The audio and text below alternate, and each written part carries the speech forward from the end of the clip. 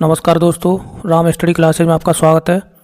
दोस्तों आज हम UP triple S C PET की क्लास शुरू कर रहे हैं और जिसमें हम सबसे पहले पढ़ रहे हैं भारतीय इतिहास। और इसके अंतर्गत हम कुछ चैप्टर कवर करेंगे आज की क्लास में और देखेंगे। इसमें सबसे पहले हम पढ़ेंगे सिंधु घाटी सभ्यता और इसके बाद में हम वैदिक संस्कृति पढ़ेंगे और इसके बाद में हम बौद्ध धर्म, जिसमें गौतम बुद्ध से जितने भी प्रश्न पूछे गए पहले 2023 से लेकर 2025 तक के जितने भी प्रश्न हैं वो सभी इसमें हम पढ़ेंगे। और इसके बाद में फिर जैन धर्म पढ़ेंगे जो कि महावीर स्वामी पे क्वेश्चन पूछे गए थे। इसके बाद में मौर्य वंश जो कि सम्राट अशोक के क्वेश्चन पूछे गए थे। और सबसे लास्ट में हम इसमें गुप्त वंश, जिसमें समुद्रगुप्त, चंद्रगुप्त द्वितीय, विक्रमादित्य के जितने भी प्रश्न पूछे गए हैं उन सभी प्रश्नों को आज की क्लास में हम कवर करेंगे। तो सबसे पहले हम देखेंगे सिंधु घाटी सभ्यता। सिंधु घाटी की सभ्यता, तो इसमें पहला प्रश्न है, स्वतंत्र भारत में उत्खनन किया गया पहला हड़प्पा स्थल निम्न में से कौन सा था? तो इसका सही आंसर होगा ऑप्शन नंबर डी, रोपड़ था। थोड़ी सी डिटेल पढ़ लेंगे। पंजाब प्रांत में सतलज नदी के बाएं तट पर स्थित रोपड़ हड़प्पा स्थल भारत का ऐसा सैंधव स्थल है जहाँ पर स्वतंत्रता प्राप्ति के बाद सर्वप्रथम उत्खनन किया गया था। और इसका आधुनिक नाम रूपनगर भी है, ये ध्यान रखना है। 1950 में इसकी खोज जो की थी वो बीबी लाल ने की थी। और थोड़ा सा ध्यान रखना है, 1953 से 55 के दौरान यज्ञदत्त शर्मा ने इसकी खुदाई करवाई थी। नेक्स्ट प्रश्न देखेंगे। दूसरा प्रश्न, भारत में स्थित किस हड़प्पा स्थल में हाकरा मृद भांड के भंडार शामिल हैं जो सिंधु घाटी सभ्यता के शुरुआती चरणों से पहले की बसावट की विशेषता है? तो इसका आंसर होगा राखीगढ़ी। तो राखीगढ़ी आपको ध्यान रखना है, भारत में स्थित राखीगढ़ी हड़प्पा स्थल में हाकरा मृद भांड के भंडार इसमें शामिल हैं जो सिंधु घाटी सभ्यता के शुरुआती चरणों से पहले की बसावट की विशेषता है। ये राखीगढ़ी जो पड़ता है वो हरियाणा में स्थित है, ये ध्यान रखना है। और भारतीय उपमहाद्वीप का सबसे बड़ा हड़प्पा स्थल है और प्रोफेसर शिंदे ने राखीगढ़ी से जुड़े शोध में अहम भूमिका निभाई थी। अब जो प्रश्न पूछे गए हैं वैदिक संस्कृति पे, तो इसमें तीसरा प्रश्न है, ऋषि मनु के अनुसार पुरानी पवित्र नदियों सरस्वती और द्रसुदती के बीच का भूभाग ये किस नाम से जाना जाता था? तो आपको ध्यान रखना है, ये ब्रह्मवर्त के नाम से जाना जाता था। तो ऋषि मनु के अनुसार ब्रह्मावर्त सरस्वती और द्रसुदती नदियों के संगम पर स्थित था। ब्रह्मावर्त प्रदेश में ऋषियों ने वेदों एवं अन्य वैदिक ग्रंथों की रचना की थी। नेक्स्ट प्रश्न देखेंगे। किस पुराण में महर्षि वेदव्यास ने गढ़वाल के 4 धामों का सविस्तार वर्णन किया है? तो इसका सही आंसर आपको ध्यान रखना है, ये स्कंद पुराण में ये वर्णन किया था। थोड़ी सी डिटेल देख लेंगे। स्कंद पुराण में महर्षि वेदव्यास ने गढ़वाल के 4 धामों का सविस्तार वर्णन किया है।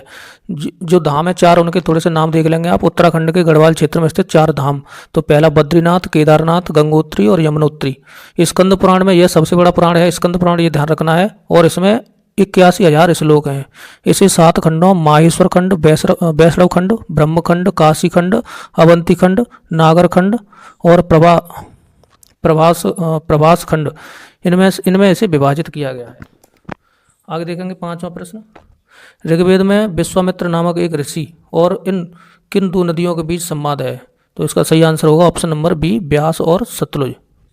तो ऋग्वेद के तीसरे मंडल में विश्वामित्र नदी कथा नामक कथोपकथन में ऋषि विश्वामित्र एवं शतुद्री एवं विपाशा नामक नदियों के मध्य संवाद का वर्णन है। इन दोनों नदियों का वर्तमान नाम ब्यास और सतलुज है, ये भी ध्यान रखना है।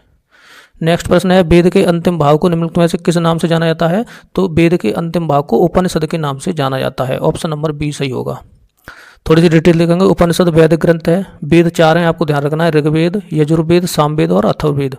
संहिता, ब्राह्मण, आरण्यक एवं उपनिषद वेदों के 4 घटक हैं। इनमें से उपनिषद वेदों के अंतिम भाग हैं, इस कारण इन्हें वेदांत भी कहा जाता है। उपनिषदों की संख्या ध्यान रखनी 108 है और इनमें 13 प्रसिद्ध हैं। आगे पढ़ेंगे बौद्ध धर्म के बारे में। गौतम बुद्ध, तो इसमें प्रश्न है, सारनाथ में धम्मिक स्तूप के बारे में निम्नलिखित में से कौन सा कथन गलत है? तो इसका राइट आंसर आप लगाएंगे ऑप्शन नंबर बी, निचले हिस्से के सामने वाले पत्थर पर मौर्य मूल की फूलों की नक्काशी है। तो ये गलत है। और ये सभी सही थे कि स्तूप का आधार व्यास 28 मीटर और ऊंचाई 43.6 मीटर है, ये सही था ऑप्शन। और ये वाला सही था। इसे 249 ईसा पूर्व में मौर्य राजा अशोक द्वारा बनाई गई पुरानी संरचना को प्रतिस्थापित करने के लिए 500 ईस्वी में बनाया गया था। और ऑप्शन नंबर डी भी सही था। स्तूप हिरण पार्क ऋषिपत्तन में स्थित है जहां बुद्ध ने ज्ञान प्राप्त करने के बाद अपना पहला उपदेश दिया था। तो ये भी थोड़ा सा ध्यान रखना है। थोड़ा सा डिटेल में पढ़ लेंगे। सारनाथ में धम्मिक स्तूप के आधार का व्यास इतना 28 मीटर और ऊंचाई 43.6 मीटर है। इसे 249 ईसा पूर्व में मौर्य राजा अशोक द्वारा बनाई गई पुरानी संरचना को प्रतिस्थापित करने के लिए 500 ईस्वी में इसे बनाया गया था। स्तूप हिरण पार्क, जिसे ऋषिपत्तन बोला जाता है, इसमें स्थित है जहां बुद्ध ने ज्ञान प्राप्त करने के बाद अपना पहला उपदेश दिया था।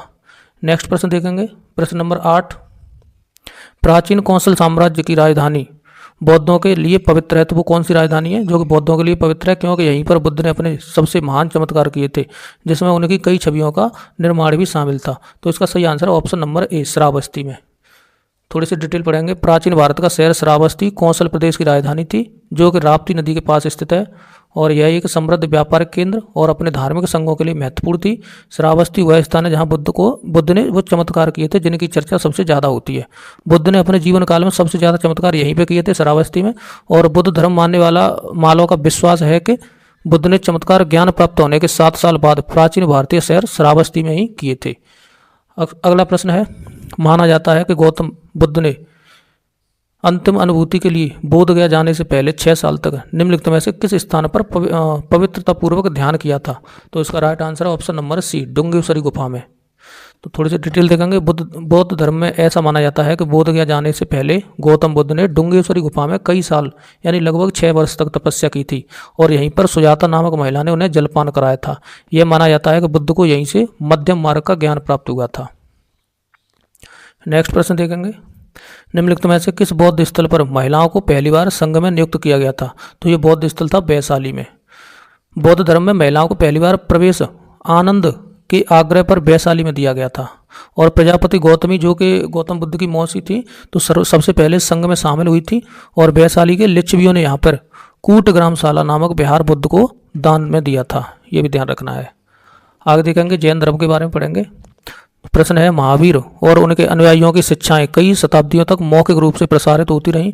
इन्हें लगभग 1500 वर्ष पहले लिखा गया था। वर्तमान में भी निम्नलिखित में से किस स्थान पर उपलब्ध है? तो इसका राइट आंसर होगा ऑप्शन नंबर सी, वल्लभी, जो कि गुजरात में पड़ता है। ये प्रश्न देखो 2023 में पूछा गया यूपी पैट में। थोड़ी सी डिटेल देखेंगे। महावीर स्वामी और उनके अनुयायियों की शिक्षाओं का संकलन द्वितीय जैन संगीति, जो कि 512 ईस्वी में हुई थी, के समय वल्लभी गुजरात में किया गया। यहाँ कुल 12 अंगों और 12 उपांगों को लिपिबद्ध किया गया। संगीत की अध्यक्षता देवर्षि क्षमा शर्मण ने की थी।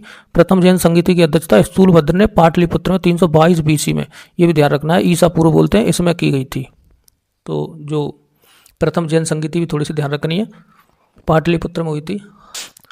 नेक्स्ट प्रश्न, महावीर स्वामी को जिन के नाम से जाना जाने लगा, तो जिन का क्या अर्थ है? तो इसका राइट आंसर होगा ऑप्शन नंबर ए, जिन का अर्थ विजेता होता है। थोड़ा डिटेल पढ़ेंगे। जैन धर्म के 24वें एवं अंतिम तीर्थंकर महावीर स्वामी को कैवल्य की प्राप्ति के बाद जिन उपाधि से नवाजा गया था, ये थोड़ा ध्यान रखना है। और जिन का अर्थ क्या होता है? विजेता। जिनके अतिरिक्त उन्हें अहर योग्य, निर्गंध, बंधन रहित और कैवल्यन आदि उपाधियां प्राप्त हुई थी। जैन धर्म के प्रथम तीर्थंकर आपको ध्यान रखना है आदिनाथ या ऋषभदेव थे। नेक्स्ट देखेंगे मौर्य वंश, और जिसमें सम्राट अशोक के बारे में पढ़ेंगे। तो सारनाथ जो अशोक स्तंभ के लिए प्रसिद्ध है, वाराणसी से 10 किलोमीटर उत्तर पूर्व में किन 2 नदियों के संगम के पास स्थित है? तो आपको ध्यान रखना है ऑप्शन नंबर सी, गंगा और बरोड़ा। ठीक है, थोड़ी सी डिटेल पढ़ेंगे। वाराणसी में ही नगर से 10 किलोमीटर की दूरी पर स्थित सारनाथ गंगा और इसकी सहायक नदी बरोड़ा नदियों के संगम पर स्थित है। सारनाथ अशोक स्तंभ, धम्मेक स्तूप, मृगदाव तथा बौद्ध संग्रहालय के लिए प्रसिद्ध है। गौतम बुद्ध ने ज्ञान प्राप्ति के बाद अपना पहला उपदेश 5 अनुयायियों को सारनाथ में ही दिया था, जिसे धर्मचक्र प्रवर्तन कहा जाता है। नेक्स्ट प्रश्न देखेंगे, किस मौर्यकालीन शासक ने सबसे पहले धम्म महामात्र के पद को स्थापित किया? तो इसका right answer option number D, Ashok ने किया था। डिटेल में पढ़ेंगे। मौर्य सम्राट अशोक ने अपने शासनकाल में धम्म के प्रचार और प्रशासन के लिए धम्म महामात्र नामक अधिकारियों की नियुक्ति की थी। उन्होंने इन अधिकारियों को धम्म के सिद्धांतों का पालन करने के लिए और जनता के बीच इसका प्रचार करने का कार्य सौंपा था। अशोक ने कलिंग का युद्ध, थोड़ा ध्यान रखना है, 261 बीसी में हुआ था, और इसके बाद में बौद्ध धर्म अपनाया और धम्म के मार्ग पर चलने का संकल्प लिया था उन्होंने। इन अधिकारियों ने न केवल धम्म का प्रचार किया, बल्कि जनता के कल्याण के लिए भी कार्य किया था। नेक्स्ट प्रश्न देखेंगे। जैसा कि अशोक के शिलालेखों में उल्लेख किया गया है कि मौर्य साम्राज्य में राजधानी पाटलिपुत्र और अन्य 4 प्रांतीय केंद्रों सहित 5 प्रमुख राजनीतिक केंद्र थे। निम्नलिखित में से कौन सा प्रांतीय केंद्र उसमें नहीं था? तो इसका right answer option number D, ये इंद्रप्रस्थ नहीं था, जबकि तक्षशिला भी था, उज्जैनी भी था और सुवर्णगिरी भी था। तो थोड़ा सा देखेंगे। मौर्य साम्राज्य 5 प्रांतों में विभाजित था जो निम्न थे। तो उत्तरापथ प्रांत था, इसकी राजधानी तक्षशिला थी। दक्षिणापथ था, इसकी राजधानी सुवर्णगिरी थी। अवंती प्रांत था, जिसकी राजधानी उज्जैनी। और प्रासी यानी पूर्वी प्रदेश, जिसकी राजधानी पाटलिपुत्र थी। और कलिंग था, जिसकी राजधानी तोसली थी। इंद्रप्रस्थ नहीं था, ये थोड़ा सा ध्यान रखना है। आगे देखेंगे गुप्त वंश के बारे में, जो कि लास्ट है। समुद्रगुप्त और चंद्रगुप्त द्वितीय के बारे में पढ़ेंगे। प्रश्न है, समुद्रगुप्त की प्रशस्ति संस्कृति में एक कविता के रूप में किस कवि द्वारा रचित थी, जिसे इलाहाबाद में अशोक स्तंभ पर अंकित किया गया था? तो इसका नाम था हरिश्चंद्र। ये हरिश्चंद्र आपको ध्यान रखना है। तो समुद्रगुप्त की प्रशस्ति संस्कृत के कविता के रूप में कवि हरिश्चंद्र द्वारा रचित थी।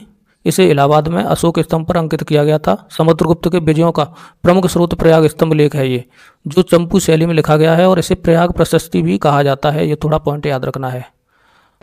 आगे देखेंगे और ये लास्ट प्रश्न है, देवगढ़ में स्थित गुप्त काल का दशावतार मंदिर। तो ये भी क्वेश्चन कई बार पूछा गया है कि दशावतार मंदिर कहाँ पर स्थित है? तो ये देवगढ़ में, जो भगवान विष्णु को समर्पित है। अपनी वास्तुकला की शैली के कारण उत्तर भारत में सबसे प्राचीन ज्ञात है। तो ये कौन सा मंदिर इसे बोला जाता है? तो ये पंचायतन मंदिर है। ऑप्शन नंबर डी सही होगा। ठीक है, ये थोड़ा सा ध्यान रखना है। और उत्तर प्रदेश के ललितपुर जिले में ये पड़ता है। ठीक है, देवगढ़ का जो दशावतार मंदिर है ये भी ध्यान रखना है। तो दोस्तों ऐसे ही हम आगे भी प्रश्न इसकी दूसरी क्लास लेके आएंगे, दूसरा भाग लेके आएंगे, जिसमें जितने भी अभी इसमें भारतीय इतिहास में जितने भी प्रश्न पूछे गए हैं तो वो सभी हम कवर करेंगे। जैसे इसके बाद में हम हर्षवर्धन के क्वेश्चन पढ़ेंगे।